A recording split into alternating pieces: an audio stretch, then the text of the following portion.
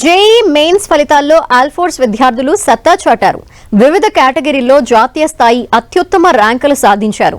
ఆల్ఫోర్స్ విద్యార్థులు ఎన్ శరణ్య 49వ rank, P Sriharsha 244 rank, N Anirudh Sai 272 ర్యాంకుని సాధించారు.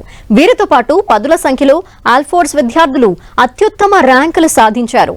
1000 లోపు 11 ర్యాంకులు, 2000 లోపు 21 ర్యాంకులు, 5000 లోపు 40 ర్యాంకులు ఆల్ఫోర్స్ విద్యార్థులు సాధించారు. మొత్తం 459 మంది విద్యార్థులు ఐఐటి అడ్వాన్స్డ్ పరీక్షకు అర్హత సాధించడం పట్ల ఆల్ఫోర్స్ అధినేత నరేందర్ రెడ్డి సంతోషం వ్యక్తం చేశారు.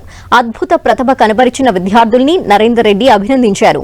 ఐఐటి అడ్వాన్స్డ్ ఎగ్జామ్ రాబోయే విద్యార్థులకు అత్యుత్తమ అధ్యాపకులతో కోచింగ్ ఇస్తామని తెలిపారు.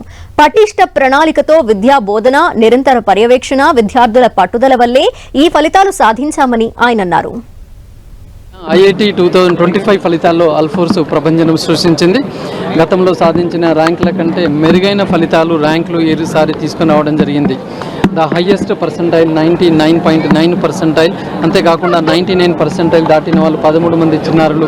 అలాగే వివిధ కేటగిరీల వారిగా ర్యాంకులు చూసుకున్నా కూడా ఇవాళ మరి సుమారుగా 44 మంది చిన్నారులు 5000 బిలో ర్యాంక్స్ రావడం జరిగింది. ఇవాళ అద్భుతమైన ర్యాంకులు ఆల్ఫోర్స్ బ్రాంచెస్లో వస్తున్నాయంటే మరి మా యొక్క ప్రణాళిక ఏ విధంగా ఉంది, స్టాఫ్ ఎలా ఉన్నారు అనేది మీరు ఆలోచించుండొచ్చు. ఇవాళ ఐఐటి రిజల్ట్ సాధించాలి అన్నప్పుడు ఒకటి, పిల్లలు మంచి డెడికేటెడ్గా ఉండాలి, హార్డ్ వర్క్ చేసేది ఉండాలి. రెండవది మంచి షెడ్యూలింగ్ ఉండాలి, ప్రణాళిక ఉండాలి. మూడవది మంచి ఫ్యాకల్టీ ఉండాలి. ఇవన్నీ కూడా ఆల్ఫోర్స్లో మరి మేము ప్రతి సంవత్సరం కూడా అనునిత్యం దీని మీద ఫోకస్ చేస్తూ ముందుకు వెళ్తున్నాం.